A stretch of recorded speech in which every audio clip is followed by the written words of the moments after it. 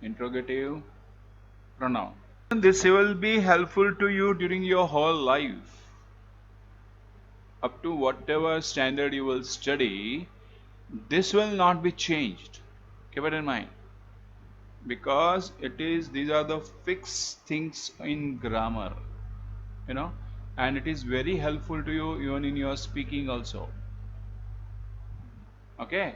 Uh, Presently, what I'm teaching the students, it is combining in the sense that will be helpful to you in your future also, means by making your career also, and for your study purpose also, because one of the subject is coming in your standard in your college, that is first year, BCA, yeah, communication, yeah, communication skill, CS, whatever, it is coming there.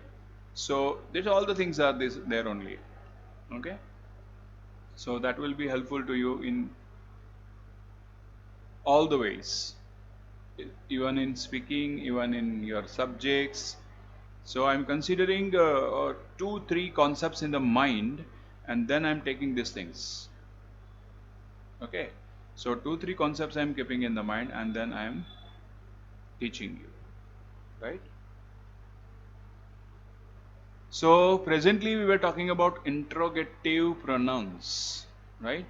And as you know that there are two types of interrogations. You know what I with WH and without WH means you can ask the questions without WH also, and you can ask the questions with WH also. Okay, so it is fine that I understood.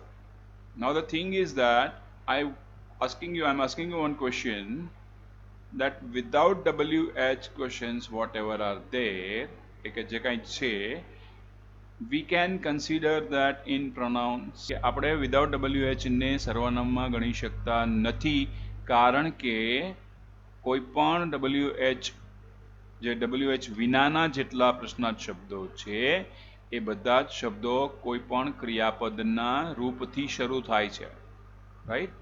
તો ક્રિયાપદનું રૂપ અને સર્વનામ આ બંને અલગ પડે છે, right? As Nipah sad, નિપાએ જેમ કીધું એમ, કારણ કે એ બધા જ આપણે સહાયકારક ક્રિયાપદ અથવા તો કોઈ પણ ક્રિયાપદથી મોટે ભાગે શરૂ કરીએ છીએ, રાઈટ? ફોર એક્ઝામ્પલ હું તમને કહું તો વર્તમાન કાળ હોય તો do does did, do does, બરાબર? ભૂતકાળ હોય તો ડીડ, રાઈટ? પછી શું કહેવાય, ચાલુ કાળ હોય તો am is are was were shall will. Okay, future tense હોય તો પણ ખાલી શેલ વિલ, રાઈટ? પછી મોડેલ ઓક્ઝિલરીઝ હોય તો શુડ વુડ જે કંઈ છે એ થાય, બરાબર? જેટલા મોડેલ ઓક્ઝિલરીઝ છે એ બધાય, બરાબર? પછી ફોર એક્ઝામ્પલ એવું કંઈ આવે તો પૂર્ણકાળ હોય તો હેવ અને હેઝ, બરાબર ને? હેવ હેઝ અને વી થ્રી, હે ને? તો આ જે બધું જે કંઈ આપણું સ્ટ્રક્ચર છે એ સ્ટ્રક્ચરમાં ક્યાંય સર્વનામ જેવો શબ્દ આવતો નથી, બરાબર? એને હિસાબે આપણે વિધાઉટ WH ને સર્વનામમાં ગણી શકાય નહીં. ઓકે, એટલા માટે આપણે માત્ર ને માત્ર વિથ WH જેટલા છે એ બધા અહીંયા લીધા છે. તમે ઓલરેડી આનાથી જાણીતી પરિચિત જ છો. હું છે એ વ્યક્તિ માટે વપરાય છે, વ્યક્તિનું નામ જાણવા માટે વપરાય છે. હોમ છે એ વ્યક્તિને શું જરૂરત છે એના માટે વપરાય છે. એના એક્ઝામ્પલ અહીંયા આપેલા જ છે આપણે. If you want to note down, you can note down this. Note down તમે કરી શકો છો. હુથી પ્રશ્ન પૂછતા કર્તાની માહિતી મળે છે, એટલે કે વ્યક્તિની માહિતી મળે છે. Who is your English teacher, બરાબર? પછી હોમથી પ્રશ્ન પૂછો તો વિભક્તિ અંગે પૂછવા મળે છે. વિભક્તિ એટલે આપણે પહેલાં કોઠો જોયો ને, આઈ, મી, માય, માઇન, માયસેલ્ફ વાળો, એમાંથી એક વિભક્તિ છે, બરાબર? જે my, who, sorry, my, Har, his, આવું બધું છે એ હોમ પ્રશ્ન મળવાથી, હોમથી પ્રશ્ન પૂછવાથી, અથવા હિમ, બરાબર, હર, મી, અસ, આવા બધા પણ તમને રૂપો મળી શકે છે હોમથી પ્રશ્ન પૂછો ત્યારે, બરાબર? ફોર એક્ઝામ્પલ, અથવા કોઈ વ્યક્તિનું નામ પણ આવી શકે છે, રાઈટ? અહીંયા પ્રશ્ન પૂછ્યો છે, whom did she, simple past, simple past it is. When did comes, it is simple past. Good, fine. Now whose is a, whose એટલે માલિકી દર્શક, ઓનર જેને કહેવાય, પોઝેશન જેને કહેવાય, બરાબર? તો હુઝ પૂછવા માટે, માલિકી પૂછવા માટે વપરાય છે. For example, whose grammar book is this, એટલે આનું બિલોંગિંગ કોનું છે, આ કેને ગ્રામર કેને બિલોંગિંગ છે, કોની છે એમ, બરાબર. તો whose house is this, whose property is this, બરાબર. એટલે એને શું કહેવાય, ઓનરશિપ કહેવાય, અથવા તો એને માલિકી કહી શકાય ગુજરાતીમાં. પછી વીચ એટલે કોઈ પણ નિર્જીવ વસ્તુ માટે કઈ જગ્યાએ હતું એ નિર્જીવ વસ્તુ માટે વિચ જેવો શબ્દ વાપરી શકાય છે. પછી વોટ એટલે માહિતી માટે, બરાબર. મેટર્સ જેને કહેવાય ઇંગ્લિશમાં. વ્યક્તિ વિશે પણ પૂછી શકાય છે, વ્યક્તિની સ્ટેટસ વિશે પૂછી શકાય છે, બરાબર. વ્યક્તિના વ્યવસાય વિશે પૂછી શકાય છે, બરાબર. વ્યક્તિના સમય વિશે પૂછી શકાય છે, દિવસ વિશે પૂછી શકાય છે. આ બધું વોટમાં આવી જાય છે, બરાબર. લાઈન તમને આપેલું જ છે, જોઈ શકો છો તમે. વ્યક્તિ વિશે, વ્યક્તિની ક્રિયા વિશે જાણવા માટે, વ્યક્તિનો વ્યવસાય જાણવા માટે, વસ્તુની ઓળખ જાણવા માટે, સમય, દિવસ કે તારીખ જાણવા માટે વપરાય છે. અહીંયા એક્ઝામ્પલ આપ્યા છે. વોટ ઇઝ બીના ડુઈંગ, બીના શું કરી રહી છે, એ કાર્ય કરવા માટે, કાર્ય જોવા માટે. What is mister Pandya, mister Pandya શું છે એનું સ્ટેટસ જાણવા માટે. પછી what will Rekha be drawing, Rekha શું ડ્રોઈંગ કરી રહી છે એટલે કે મેટર જાણવા માટે. પછી what time is it now, સમય જાણવા માટે. પછી what day or date is today, આજે કયો દિવસ છે એ દિવસ જાણવા માટે. અને મંથ જાણવા માટે, મંથ અને યર જાણવા માટે, બરાબર. આવી જ રીતે વેન તમે જોઈ શકો છો. વેન છે એ સમય પૂછવા માટે, બરાબર. સમય ખાસ કરીને વેન છે એ સમય પૂછવા માટે જ વપરાય છે, બરાબર. વેન ડીડ યુ કમ, કયા સમયે તમે આવ્યા, બરાબર. When did you get up, okay, like that. Where એટલે સ્થળ જાણવા માટે, તો ખ્યાલ જ છે તમને બધાને. વેર ઇઝ યોર સ્કૂલ, બરાબર, આ બધું જાણવા માટે. પછી વાય જે છે એ કારણ જાણવા માટે, શા માટે એટલે કારણ જાણવા માટે વપરાય છે. Why was Uday absent today, બરાબર. અથવા તો why are you late today, બરાબર. કોઈ પણ વાક્ય તમે એમાં લઈ શકો છો. પછી હાવ એટલે પદ્ધતિ જાણવા માટે, હાવ એટલે રીત કે પદ્ધતિ જાણવા માટે. હાવ છે ને એ કેવી રીતે એનો મતલબ થાય છે, રીત કે પદ્ધતિ જાણવા માટે, બરાબર. એનો મતલબ છે how did Divyesh fail in exam, Divyesh કેમ ફેલ થયો ભાઈ, એટલે કારણ પણ જાણી શકાય છે, બરાબર. એનું કારણ પણ જાણી શકાય છે હાઉ દ્વારા. How have you finished your work, how have you finished your work, તમે તમારું કામ કેવી રીતે પૂરું કર્યું, બરાબર. એ પદ્ધતિ રીત જાણવા માટે છે. પછી હાઉ ફાર એ કેટલું અંતર છે, કેટલું દૂર એટલે અંતર જાણવા માટે, ડિસ્ટન્સ જેને કહીએ આપણે, અંતર જાણવા માટે વપરાય છે. How far is Junagadh from Keshod, કેશોદથી જુનાગઢ કેટલું દૂર થાય છે. એ પર્ટિક્યુલર આના જવાબ આપો ત્યારે તમે પર્ટિક્યુલર એનું અંતર લખી શકો છો. પછી હાઉ લોંગ, હવે હાઉ લોંગ જે છે એ પણ એ બે રીતે વપરાય છે. હાઉ લોંગ છે એ સમય જાણવા માટે પણ વપરાય છે, અને હાઉ લોંગ છે એ અંતર જાણવા માટે પણ વપરાય છે, બરાબર. હાઉ લોંગ, અહીંયા હાઉ ફારની જગ્યાએ તમે હાઉ લોંગનો ઉપયોગ કરી શકો, બોથ આર સિમિલર. અને હાઉ લોંગ છે એ સમય, લંબાઈ, બરાબર. ક્રિયાનો સમય પણ જાણી શકાય છે, બરાબર. How long did they play, એટલે કેટલો સમય તે લોકો રમ્યા.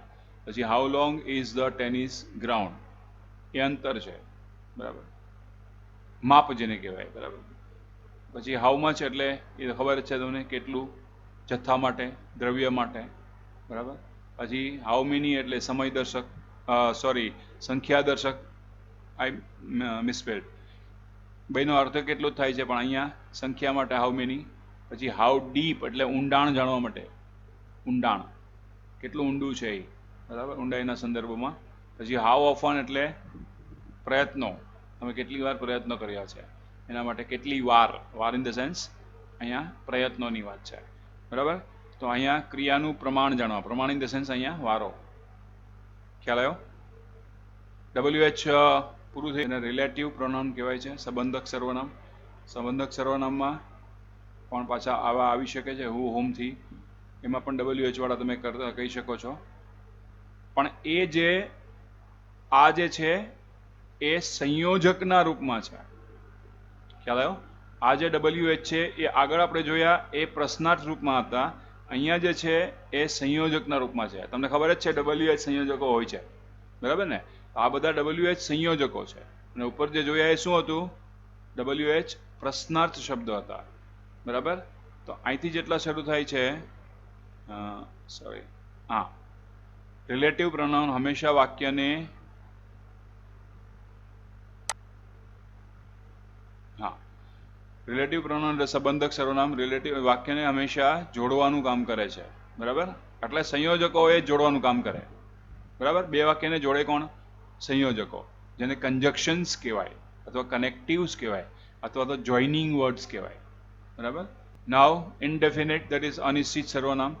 અનિશ્ચિત સર્વનામ એટલે જેમાં બધા જની વાત થઈ શકતી હોય, બરાબર. જે અનિશ્ચિત છે, કોઈ નિશ્ચિતતા એમાં નથી, એટલે કે જે સર્વનામ સામાન્ય રીતે ચોક્કસ વ્યક્તિ વસ્તુના બદલે વાપરી શકાય. હવે સમવન છે, સમવન, એનીવન, બરાબર.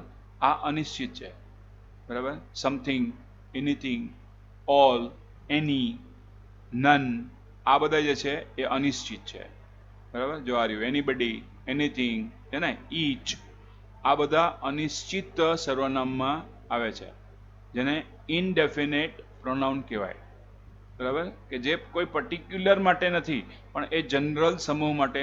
જો સમૂહ માટે હોય તો ઓલ, એક કરતાં વધારે, પ્લુરલમાં જેને કહી શકાય. એની, કોઈ પણ એક માટે હોય તો એની, બરાબર. કોઈક જેને કહેવાય. પછી એનીબડી, આ બધા વ્યક્તિવાચક છે. જો વ્યક્તિવાચક કયા? તો કે એનીબડી, સમબડી, એવરીબડી, નોબડી, આ બધા વ્યક્તિવાચક કહેવાય, બરાબર. પછી એનીથિંગ, નથિંગ, હે ને, સમથિંગ, એવરીથિંગ, આ બધા વસ્તુવાચક કહેવાય. આ વસ્તુવાચક સર્વનામ છે, પણ છે જનરલ, બરાબર. જે આવશે રિલેટિવ પ્રોનાઉન, બરાબર.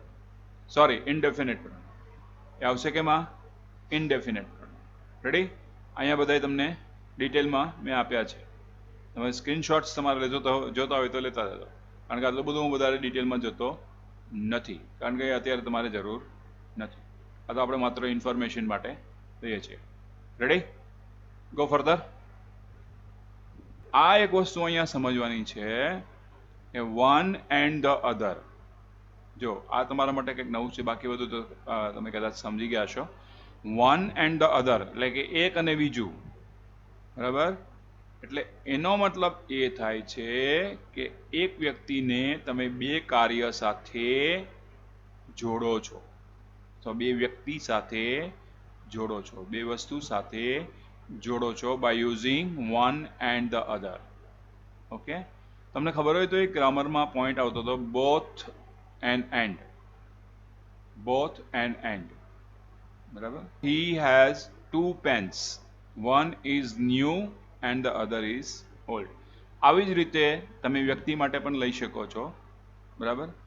ગમે એના માટે તમે પ્લેસ માટે પણ લઈ શકો છો. જોઈ શકો છો લિટલ, અ લિટલ, ફ્યુ, આ બધા પણ તમારે બહુ ઉપયોગી છે. Take screenshot of this. Okay. And then this one, a few, the rest, આ પણ બધા ઉપયોગી તમારા માટે છે. તો હું વધારે ડિટેલમાં નથી જતો આમાં, કારણ કે આ બધું તમે ભણી ગયા છો ઓલરેડી, બરાબર. હવે આ વધારાનું છે અને બહુ તમારા માટે મીન્સ થોડું અઘરું હશે કદાચ, ને રેસિપ્રોકલ નાઉન્સ કહેવાય, અન્યવાચક. રેસિપ્રોકલ એટલે શું? તો કે આપણે each other, one another, among જેવા ઉપયોગ કરીએ એને રેસિપ્રોકલ કહેવાય, બરાબર. એકબીજાને પરસ્પર, એકબીજા માટે, બરાબર, અથવા તો ની વચ્ચે આવો ઉપયોગ થતો હોય અને રેસિપ્રોકલ કહેવાય. આ રેસિપ્રોકલ પ્રોનાઉન છે. અહીંયા તમે જોઈ શકો છો, આ જે એરો હું અત્યારે કરું છું એ રેસિપ્રોકલ છે. Each other and one another, એકબીજાને પરસ્પર અથવા તો બંનેનો ઉપયોગ સામાન્ય રીતે કર્મના સ્થાને થાય છે, એટલે કે વાક્યને અંતે આપણે લગભગ મોટા ભાગે ઉપયોગ કરીએ છીએ. વાક્યની શરૂઆતમાં આનો ઉપયોગ થતો નથી, બરાબર. ઈચ અધર ને વન અનધરનો ઉપયોગ વાક્યની શરૂઆતમાં નહીં થાય, બરાબર. બે એક વચનના નામો વચ્ચે નિસ્બત હોય ત્યારે ઈચ અધર વપરાય છે, એટલે કે બે વ્યક્તિની વાત થતી હોય ત્યારે, બે વસ્તુની વાત થતી હોય ત્યારે, બરાબર.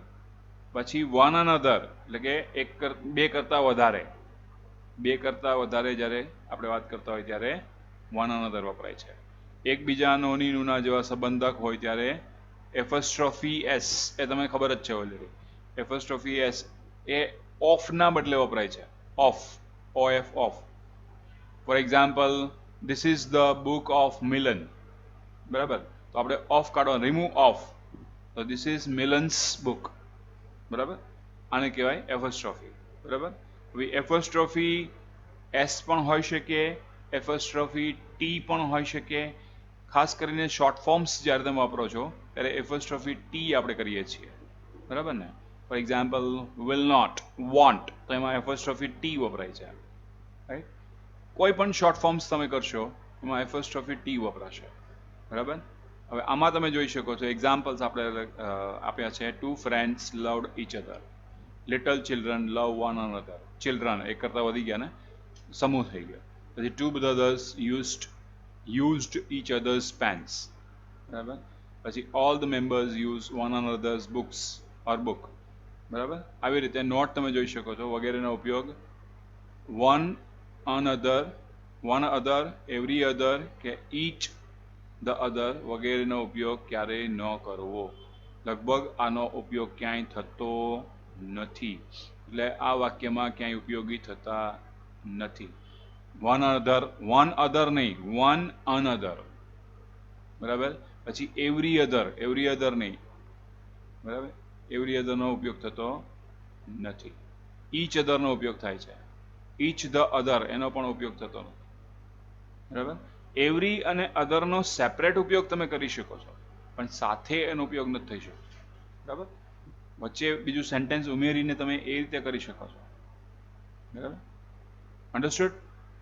હા. હવે ડિસ્ટ્રીબ્યુટિવ પ્રોનાઉન્સ એટલે કે વિતરક, જેમાં ઈચ, આઈધર, નાઈધર જેટલા છે એ બધા ડિસ્ટ્રીબ્યુટિવ પ્રોનાઉન્સમાં વપરાય છે. બરાબર, આઈધર ઓર, નાઈધર નોર, આ બધા હું તમને કહી દઉં. નેગેટિવ છે એ નાઈધર નોર છે, નોટ ઓનલી બટ ઓલ્સો છે, પછી નો સુનર છે. બરાબર, આ બધા તમે ભણી ગયા છો. બરાબર, એવી રીતે આ ઈચ છે, આઈધર છે, ખાલી નાઈધર છે. બરાબર, પછી બોથ એન્ડ છે. બરાબર, પછી એવા ઘણા બધા છે, લોટ ઓફ, જાજા બધા છે. બરાબર, જો આમાં આપ્યું જ છે એની, નો વન, નન, આ બધા નેગેટિવ છે. હવે pronoun, be careful about this thing. જો હવે પ્રોનાઉનમાં તમારે આટલી વસ્તુનું બહુ ધ્યાન રાખવું પડે છે. જો માઇન, અવર્સ, યોર્સ, હર્સ અને ધેર્સ એ નામ પછી અથવા તો તેના પછી નામ આવતું નથી. સાંભળજો, ધેર્સ નામ પછી આવે છે, તેના પછી કોઈ વ્યક્તિનું નામ કે વસ્તુનું નામ આવી શકે નહીં. બરાબર, for example, the book is mine. બરાબર, પછી માનો કે આ જ વસ્તુનો ઉપયોગ તમે વાક્યની શરૂઆતમાં કર્યો તો એના પછી કોઈ પણ નામ આવશે નહીં, કારણ કે એના બદલે આપણે સર્વનામ વાપર્યું છે. બરાબર, for example, hers is a big house. તો હર્સ આપણે કીધું એટલે એના માટે કોઈ શું કહેવાય, ફેમિનન જેન્ડર માટે આપણે વાપર્યું છે, ફેમિનન જેન્ડરનું રૂપ આપણે લીધું છે, તો એના પછી કોઈ પણ નામ તમારે લખવું ના પડે. બરાબર, કાં તો નામ લખો તો પછી આ નહીં વાપરો. બરાબર, બરાબર, કોઈ પણ નામ લખો એપોસ્ટ્રોફી એસ વાળું, તો પછી આ રૂપ નહીં લખો. ગમે તે એક વસ્તુ થઈ શકે. બરાબર, સમજી ગયા ને? એટલે અહીં તમે જોઈ શકો છો, mine, hours, yours, hers and theirs નામ પછી આવે છે, અને અથવા તેના પછી કોઈ નામ આવતું નથી. પહેલા શરૂઆતમાં વાપરો તો આના પછી કોઈ નામ આવે નહીં. બરાબર, પછી લેટ અને બિટવીન પછી સર્વનામની કર્મ વિભક્તિ એટલે કે ઓબ્જેક્ટિવ કેસ આવે છે. બરાબર, for example, there is no secret between you and me. બરાબર, there is no secret between, આ બધી અગત્યની બાબતો છે કે જે આપણે ધ્યાનમાં રાખવાની છે. બરાબર, અંદર સમજાઈ ગયું? પછી ઈટ પ્લસ બી, પછી સર્વનામથી કર્તા વિભક્તિ એટલે subjective case, it is, I, you, wish, speak, આ રીતે આવી શકે. આ સબ્જેક્ટિવ છે, એ બહુ રેર કેસીસમાં આવે છે આવું બધું. બરાબર, પણ તમારે ખાલી ધ્યાન રાખવું પડે. બહુ ઓછા વાક્યોમાં આનો ઉપયોગ થાય છે, બહુ ઓછા ઉપયોગ. કલેક્ટિવ નાઉન છે. આ જનરલ આપણે માહિતી નાઉન વિશે આપેલી છે. બરાબર. પેસિવમાં પણ આવી શકે છે. બરાબર. પછી ડાયરેક્ટ ઇનડાયરેક્ટમાં પણ આનો ઉપયોગ થાય છે. આપણે ઘણું બધું આમાં બધું આપ્યું છે. બરાબર. પણ જેટલું આપણે ઉપયોગી છે એટલું આપણે લઈએ છીએ. બરાબર.